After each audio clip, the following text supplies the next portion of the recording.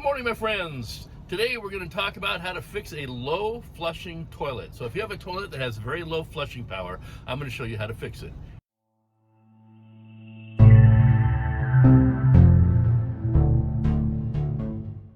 So your toilet not flushing very well? Maybe you have to flush it multiple times just to get everything flushed out. So what do you think? Do you think you need to replace your toilet? Well, not necessarily. Today, I'm going to show you several ways to get the most flushing power out of your toilet and how to bring an old toilet back to working better. But first, you need to know if it's actually a clog in the drain line or if it's an issue with the toilet itself. So to start off, grab yourself a bucket with about 3 gallons of water in it, and let's go to the bathroom. All right, we have a bucket here. It's got about 3 gallons, 2.5, 3 gallons of water in it. We're going to pour it in our toilet. We're going to start off a little slow for the first gallon, and then we're just going to do a rapid pour at the end, just like this.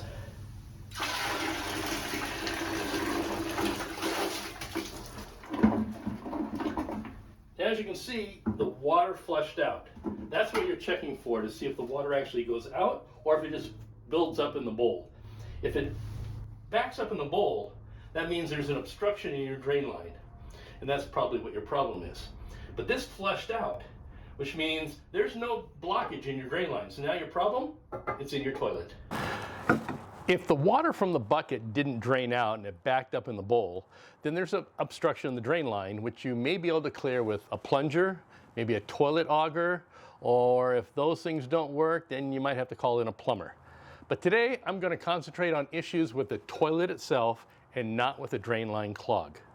So just so you know what I'm referring to in this video, I've cut open this toilet in the back so you can see what it looks like inside. Let me take the lid off here.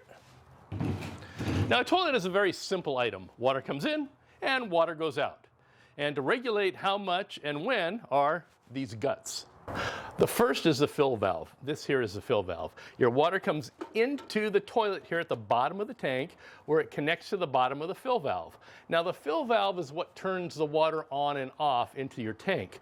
Think of it like a garden hose nozzle. You know, for a nozzle, you squeeze it to spray water, and when you let it go, the water stops. The fill valve works in a similar fashion, except you don't have to squeeze it. The float here, does that for you.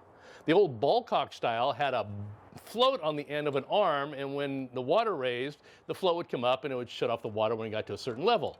Now the new ones have a float on the shaft here that does the same thing. So when it raises up, the float gets to a certain height and it shuts off the water.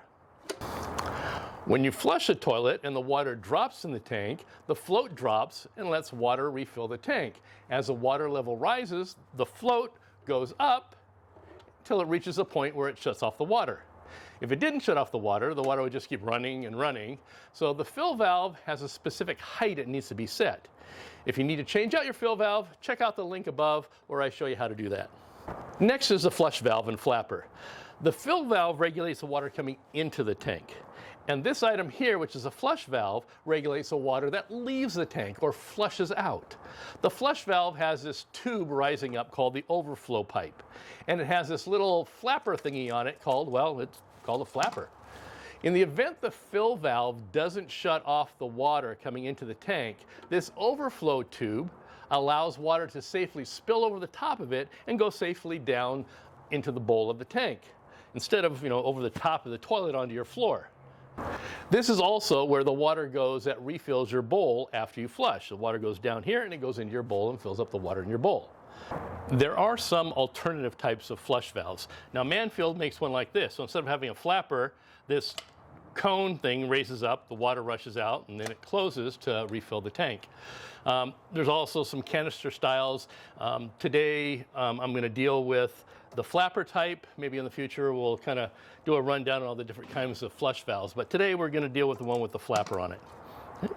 And if you need to know how to change out the flush valve assembly, I have a video showing you step by step how to do that. And I'll put a link up at the top of the screen here for you.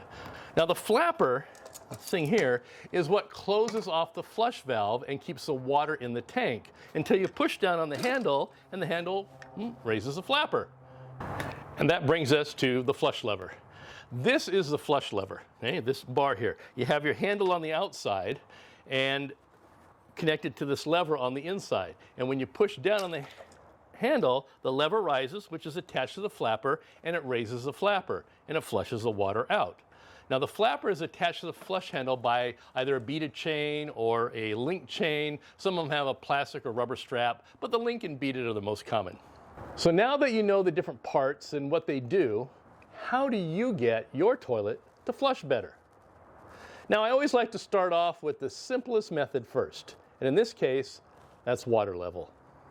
It's possible you just don't have enough water in the tank to flush out properly. Your overflow tube may have a mark on it for the recommended water line. If your fill valve is shutting off the water before it reaches that line, you may not be letting enough water enter the bowl for a proper flush. Now the water level can be adjusted on the fill valve, and each type of fill valve could be different. So if you have something different than this type, you can go online and find out ways to adjust yours. On this type, you just turn this top screw here, and that either raises or lowers the water level. Okay? Turning it clockwise allows more water. Counterclockwise will reduce the water level. Now, it may have a knob or a spout or something on the top. This one has a knurled knob and a spot to put a screwdriver into it. Now, if there's no markings on your overflow tube, set the water level at about quarter to a half inch below the top of the tube. Also, it's important to note that the overflow tube must be lower than the hole where your flush handle enters the tank. So you got a hole here where the flush handle comes in. The top of this has to be about an inch below that. Okay? If not, then when the water comes in, if for some reason the fill valve isn't shutting it off, the water will reach this hole before it ever gets to the top of that tube to overflow down there into the bowl, and it's going to flow out onto your floor. Now each fill valve has different specifications on where the top of the overflow tube is supposed to be in comparison to the fill valve. So just check your fill valve to find out. The overflow may come pretty high when you get one if you're installing it, so you may need to cut it down to the correct height. Now once you get your water level up to the proper height, try flushing your toilet a couple times. If it now flushes out just fine, you're done. Okay? If you're still having issues, then let's move on. Next, you want to check the flapper. The flapper could either be closing too soon, or not fully opening, or maybe it's just worn out. Okay? So watch inside the tank when you flush it and watch the flapper. So when you push this down, it flushes out. Is your flapper closing almost immediately? Or it should actually stay up for a while. As your water level flushes down, then it should close. So if it flushes too quickly, then you got a problem with your flapper. Also, if the flapper is not rising far enough, so in other words, when you push your handle down, let me turn this a little bit more, I think you can see in there a little better. This flapper should come almost all the way up as far as it can go. So this one, that's as far as this one goes right there. And that does not open it all the way. There's a lot of slack in this chain, so we can actually adjust this to have that flapper raise up a little bit more. So you want the flapper to go up as far as it can, and you want it to stay up and slowly go down as it flushes out.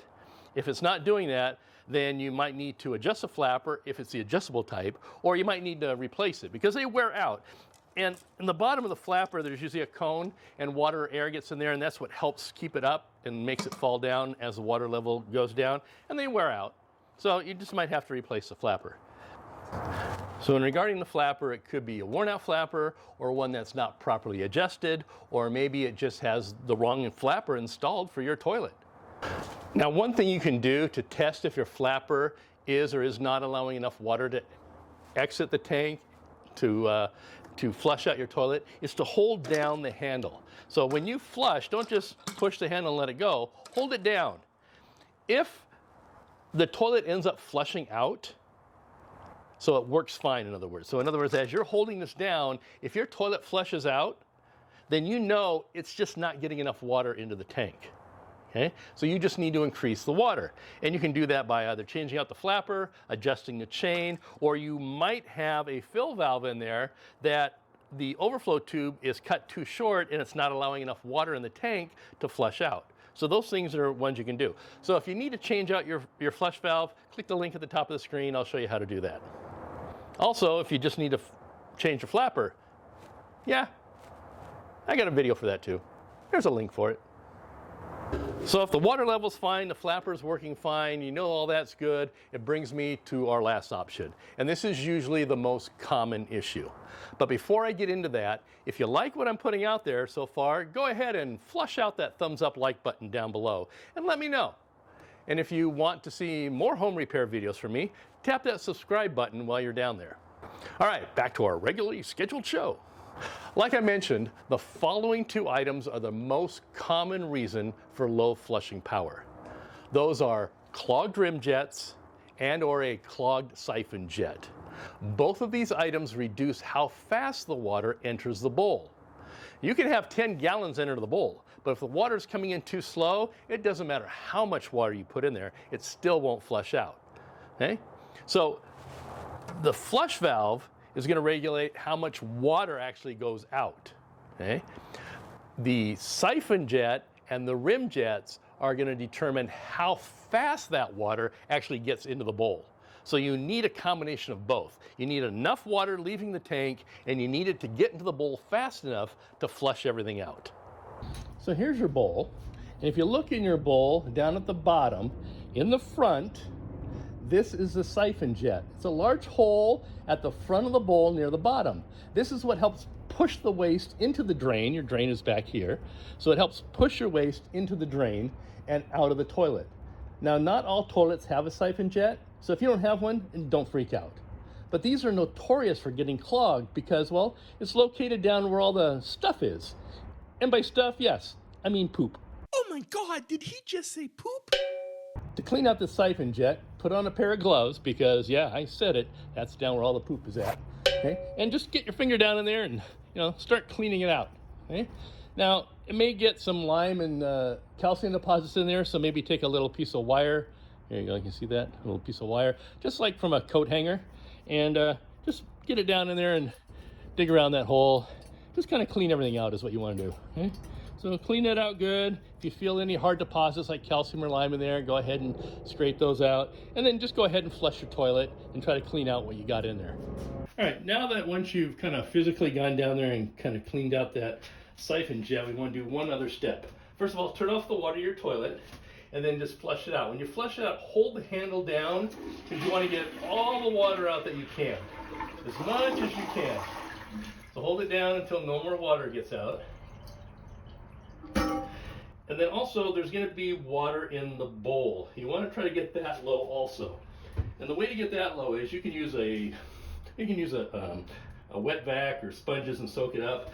The other process, just take that bucket again with like 2-3 gallons of water in there. And what you want to do is you want to fast pour it in there.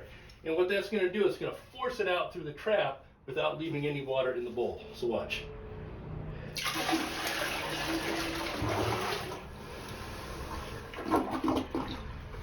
So now there's a very little water. Before, the water was up to the stain line up here. Now the water's all the way down by the siphon jet. That's what we want.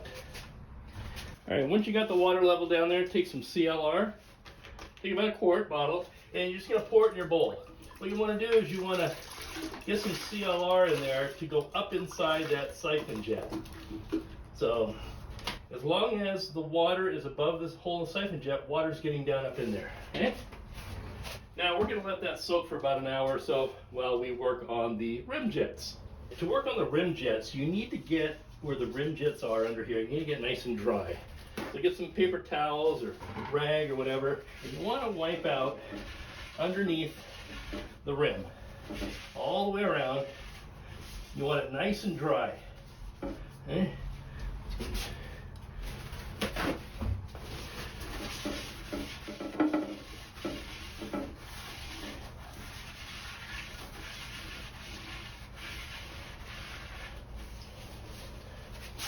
Once it's all dry, we need to seal off the rim jets. We're going to do that with some duct tape.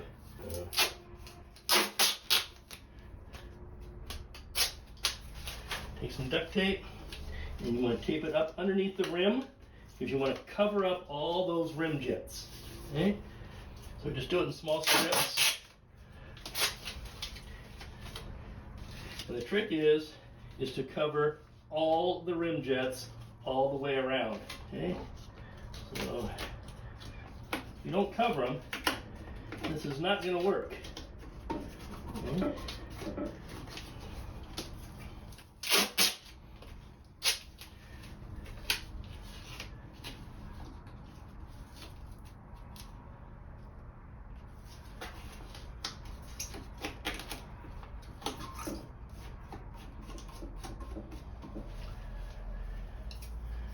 And it's better to use smaller pieces, big long ones, because it's curved.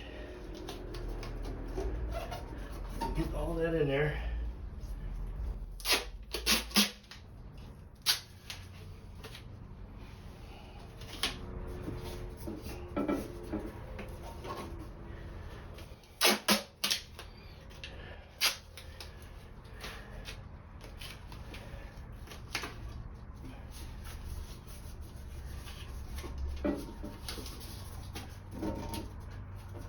Once you got it all taped off and all the holes are sealed, then you can get yourself another quart of CLR.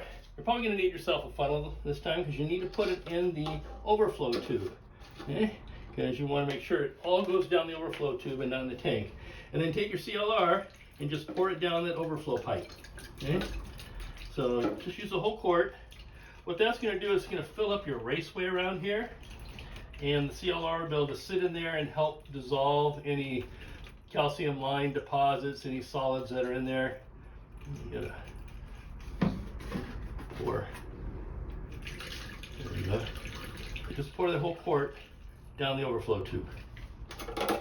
There you go. Now we're going to let that set for at least an hour.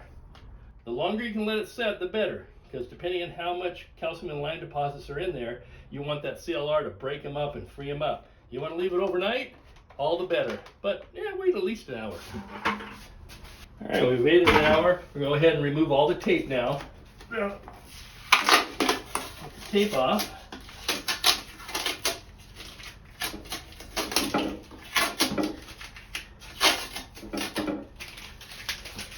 The next thing you do, you don't want to turn the water back on yet.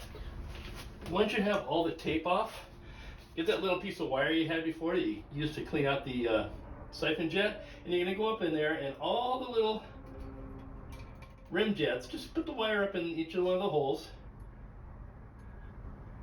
If you want to get a little mirror and hold it down there so you can see them, so much better. And just feel around.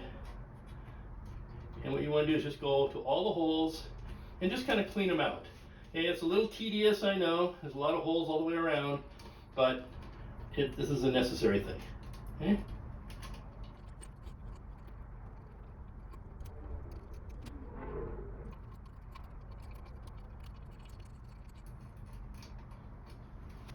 All right, once you've finished cleaning all those out, turn your water back onto your toilet.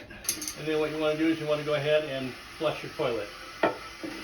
Hold the handle down so it gets as much water out as possible. Let it fill up again. Do that like 2 or 3 times.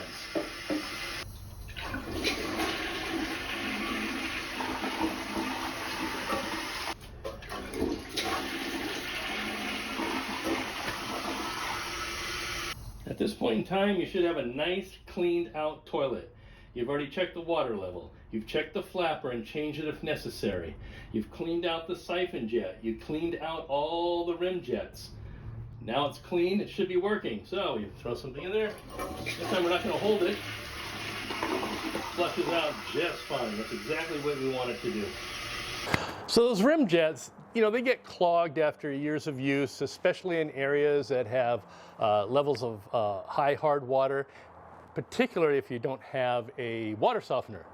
Another cause of clogs in the rim jets is those bleach or cleansing tablets that you put in your tank. Those things are horrible for your toilet. Don't use them. As they start to dissolve and break up, bits and pieces get down in there and they get into the raceway and they clog up your rim jets. So try not to use those tablets if at all possible. And just a little secret, those rim jets, they're not really jets. They're just little holes. Just a little secret I want to let you know about. At this point, hopefully, you have a perfectly working toilet once again. And if not, then maybe it's time for a new toilet, especially if yours is quite old. And also, don't underestimate the power of the courtesy flush. That's where you give it a flush, mid-process to expel some of the waste before you have, all that waste and toilet paper fighting to get out with one flush. Plus, if you're one of those people that uses a lot of toilet paper each time, and you know who you are, that courtesy flush can really help. Also, don't put anything else down your toilet other than toilet paper, especially, paper towels. Okay? Toilet paper is manufactured to break up in the water for your drains. Paper towels are not. Paper towels are made to stick together because you're using them to wipe up water, and you don't want them to fall apart when you're wiping water up. So if you're throwing them in your toilet, they're not breaking down like they should, and it's harder to flush them out.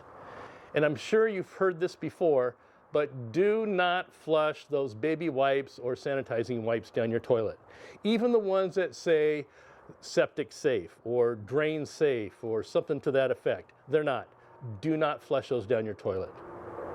So if it's all good, feel proud that it only cost you a little time and some CLR and not a few $100s to a plumber. So go celebrate a job well done, have a big lunch, and then test it out with a really good poo. Oh no, he said poo again. He's kind of vulgar. I like that. I think I'm going to subscribe. I'm going to check out these other videos of his. Maybe he's nicer in one of those.